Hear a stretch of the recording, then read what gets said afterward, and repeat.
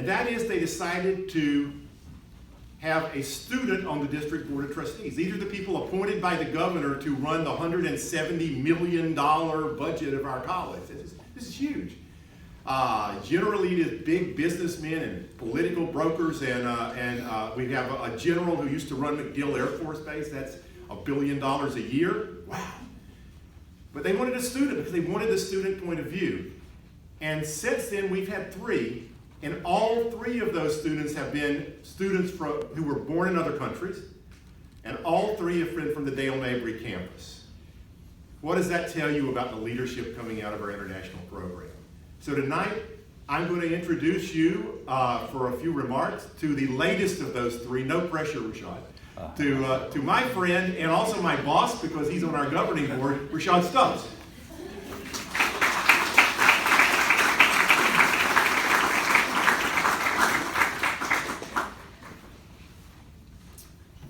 So there was this guy who wanted to make a lot of money. He wanted to be successful. And so he decided to talk to this guru, right? He talked to the guru. He said, I want to be on the same level that you are. The guru said, I bet, right?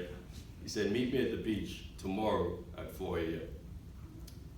The guy's like, weird flex, but okay. He shows up 3:55 the next morning on the beach, dressed up in his best suit, looking like Mr. GQ of the year. And he sees the guru standing in the water with short pants on and a wife beater. So he was dressed wrong for the occasion. The guru said, come on, let's go for a walk. They walked in the water. He got his suit wet. He said, come on a little further. He walked a little further. He said, come on a little further. And the guy's like, you know what? This guy crazy. He goes to turn around to walk back to shore. Before he got the opportunity, the guru grabbed him, pushed his head underwater. So the guy's fighting to get above water. But the guru's pushing him underwater. And he asked him one question. I paraphrased his anecdote from world-renowned motivational speaker and author Eric Thomas. Thomas quoted that the guru asked the guy, he said, when you were underwater, what was the one thing that you wanted to do above all else? Anybody know? Right, he said he wanted to breathe. He said he wanted to breathe. Thomas said, when you have the urge to succeed, as bad as you want to breathe, then you'll be successful. Faculty, staff, administration, parents, families, loved ones, my fellow HCC peers, good evening. Good evening.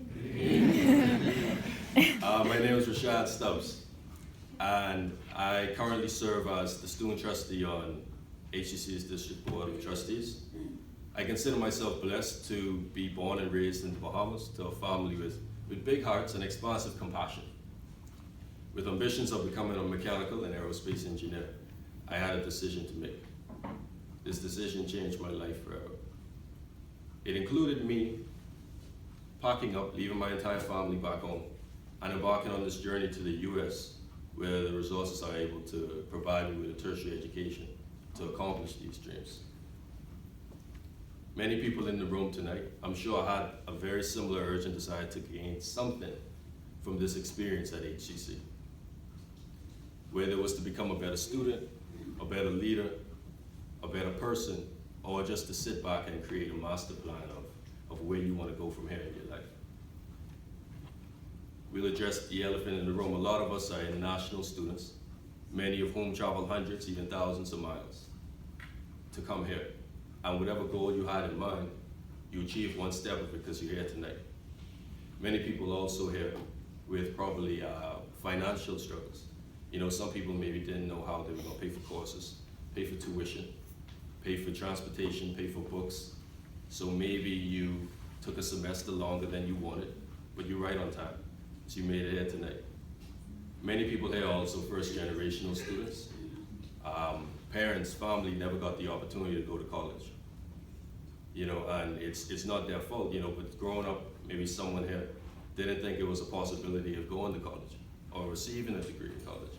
And that's bigger than, you know, than we think. Some people here also was able to stroll through, spend countless hours and restless nights achieving a 3.0, 3.5, 4.0. And I commend you all, and I think you all deserve a round of applause.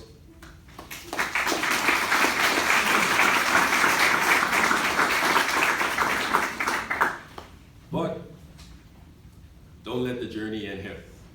As Michael Josephson once said, take pride in how far you've come, but have faith in how far you can go. I implore you all to continue to strive for excellence, strive for success. And I know we hear this word success a lot, and I feel as though we should have our own definition of success. I don't think success is equivalent to 6, 7, 8-digit salaries, or single-handedly designing and building a fighter jet or a submarine, you know, or a fortress, or being the inventor of the best cookies in the world, the Subway chocolate chip cookie. But to me, success is, and striving for excellence is all about being the best version of yourself. You know, every day choosing to be a better version of yourself than you were the day before. You know, in everything you do, signing your work with excellence, sprinkling on some passion. I implore you, as you go on this part of your this next part of your journey, to continue to strive for excellence. The human body and mind is capable of doing things that we never even thought were possible, that we never even think is possible up to this day. But the mind is the first thing that's going to slow you down. So I encourage you to push beyond those limitations, and the results are and will be unimaginable. Imagine what the world and what life would be like without Albert Einstein, considered a famous failure. He had problems speaking and talking up until he was 4 years old. So, you know, teachers didn't really think much of him. Now look at him, one of the founding fathers of academia. Then you got, what would the entertainment industry be like without Michael Jordan, without Oprah Winfrey? Michael Jordan was cut from his high school basketball team, right? And look at him now, retired NBA player, 6-time NBA championship final winner, Olympic USA gold medalist, and arguably the best basketball player in the world. Oprah Winfrey was demoted from a job as a news anchor because she didn't have a TV presence.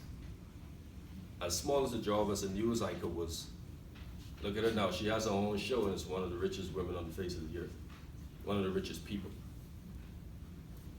Look at Lionel Messi, soccer player.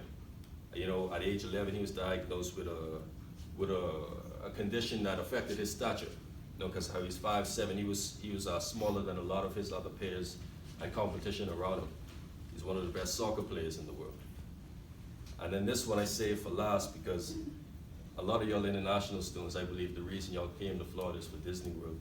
And Walt Disney, he was fired from his newspaper article because he lacked creative and original ideas. You see what I'm saying? So if we go on people's definition of success, then we're just gonna live the rest of our lives thinking that we're failures. You know what I mean? So I want to encourage you all to, if you have that dream or goal in mind, to accomplish something that, you know, these people in the past did it, and we're no different than any of these people. So I want to encourage you to continue to strive for excellence. And I then finished the quote earlier by Michael Josephson. He said, take pride in how far you've come, have faith in how far you can go, but don't forget to enjoy the journey. You know, this is the time of our lives that we're living in right now. Let's embrace it, let's enjoy it, and let's continue to lead by example for everyone else to see. So, HCC Fall Class of 2020, I commend you all. I'm proud of every single one of you. I wish you luck as you embark on this next phase of your journey. And I'll catch you all up in May. Thank you.